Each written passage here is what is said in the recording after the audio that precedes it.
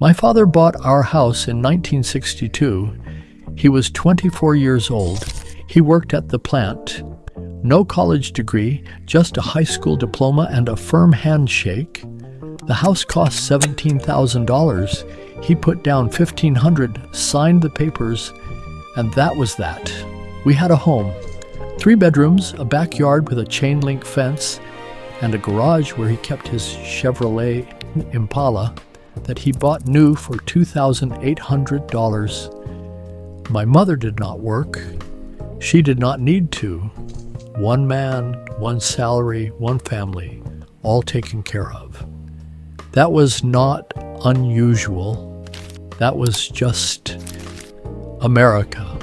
By the time I was old enough to notice, somewhere around 1970, the world outside our door still ran on that same simple math. The average American worker earned about $9,400 a year. That sounds like nothing today, but here is what that money could do. A house cost $23,000. That is roughly 2.5 years of salary. A brand new car cost $3,450. That is about 4 months of work. A gallon of milk was $1.20. A loaf of bread was 25 cents. A gallon of gas was 36 cents. A movie ticket was $1.50. And a year of college tuition at a state university cost $350. Not $350,000. $350. Let me say that again, because I need you to hear it. A young man in 1970 could graduate high school, get a job at a factory or an office, and within 2 or 3 years he could buy a house, a car, and start a family. All on 1 income. No student debt, because tuition was nearly free. No second job needed, because 1 salary covered everything. No credit card juggling, no side hustles, no gig economy, no choosing between groceries and rent. Just a paycheck, a budget, and a life that made sense. I know because I watched every man on our street do exactly that. I remember our neighborhood. Every house had 1 car in the driveway, sometimes 2, but never a payment that kept anyone up at night. The Hendersons across the street, he drove a truck for a living. The Millers next door, he was a mailman. The Kowalskis on the corner, he worked the line at the bottling plant. None of them were rich.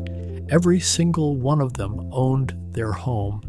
Their wives stayed home if they wanted to, or worked if they chose to, but it was a choice, not a necessity.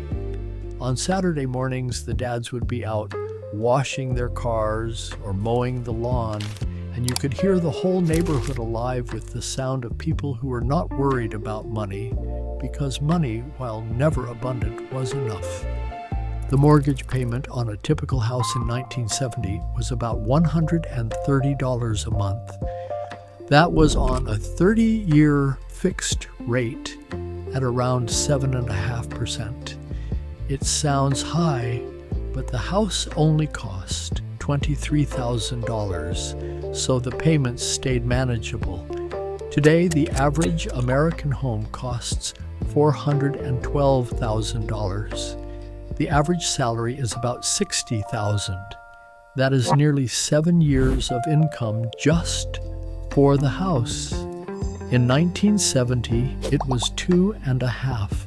The math has not just changed, it has broken, but the house was only part of it. Let me take you inside that life for a moment, because the numbers alone do not tell the whole story. In 1970, if your car broke down, you took it to a mechanic who charged $8 an hour for labor. Today, that is $150. If your kid broke an arm, the emergency room bill might be $50. Today, it could be $5,000 before insurance. If you wanted to take the family out for dinner, a sit-down restaurant for 4 people cost about $8 total, with tip. If you wanted to see a movie on Friday night, 2 tickets, 2 popcorns, 2 sodas, $3.50. Your kid needed braces, maybe $400 for the full treatment. Today, that is $6,000. Everything was scaled to what people actually earned. There was a word for that relationship between prices and wages that we have forgotten. It was called fair. Nobody talked about the American dream in those days, not because it did not exist, but because nobody needed to name it. You just lived it. You graduated, you got a job, you got married, you bought a house, you had children, and you watched them grow up in a neighborhood where everyone else had done the same thing. The dream was not a dream at all. It was just the way things worked. It was the ordinary expectation of an ordinary American life, and nearly everyone could reach it. I reached it myself. I bought my first home in 1984. I was 25. It was a small place, nothing fancy, but it was mine. I remember signing the papers and thinking this is what my father did, and his father before him. It felt like a straight line from one generation to the next, like a road that had always been there and always would be. Then something started to shift. Not all at once, not with a bang. It crept in like water under a door. In 1971, Nixon took the dollar off the gold standard, and inflation began its long, slow climb. In 1973, the oil crisis hit, and the cost of everything that moved by truck, which was everything, started rising. Through the late 70s, prices climbed while wages began to stall. Factories that had employed entire towns started shipping jobs overseas. First a trickle, then a flood. By 1980, the relationship between wages and prices had started to crack. A house that cost $23,000 in '70 now cost $68,000 in '80. But wages had not tripled. They had barely doubled. The gap was opening, and it would never close again. Women entered the workforce in record numbers, not because feminism had won, although it had fought hard, but because families quietly realized that one income was no longer enough. The 2-income household became the new normal, not as a triumph, but as a survival strategy. And nobody said it out loud because admitting it meant admitting that the old promise had been broken. My father never talked about money, not because we had a lot of it, but because there was nothing to talk about. The bills were paid, the house was ours, the car ran fine, there was meat on the table and gas in the tank and a little left over for a fishing trip in the summer. That silence, that ordinary quiet confidence that the math of your life would work out, was perhaps the most valuable thing his generation possessed, and it is the thing I miss most, because today, nobody is quiet about money. Everybody is worried. Everybody is calculating. Everybody is one emergency away from disaster, and they know it. I look at my son now. He is 37. He is smart. He works hard. He has a degree that cost him $62,000 in loans. He makes $55,000 a year at a job that asks for 50 hours a week. He rents an apartment for $1,400 a month because buying is out of the question.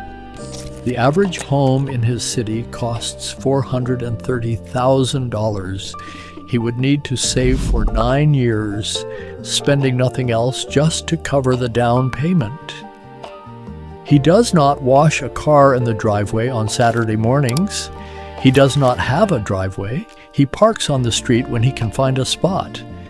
I tried to explain to him once what it was like, how his grandfather walked into a bank at 24 and walked out with a house, how the mailman on our street owned his home, how the mechanic and the truck driver and the guy at the bottling plant all had backyards and garages and a week at the lake every August.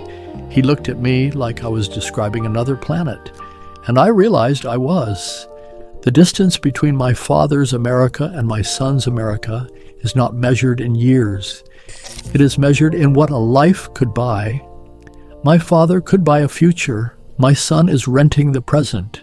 Same country, same work ethic, same kind of man. Completely different math. The numbers did not just change, something underneath them changed. The relationship between effort and reward, between showing up every day and being able to build a life, that invisible contract that once held this country together was quietly rewritten, and nobody asked the people who signed it whether they agreed. We did not lose the American dream. It was priced out of reach, 1 year at a time, so slowly that by the time we noticed, it was already gone. And now we stand in the place where it used to be, looking at photographs of our fathers washing cars in driveways they owned, and we wonder how they did it. They did not do anything special. They just lived in a country where the math still worked, and we live in one where it does not.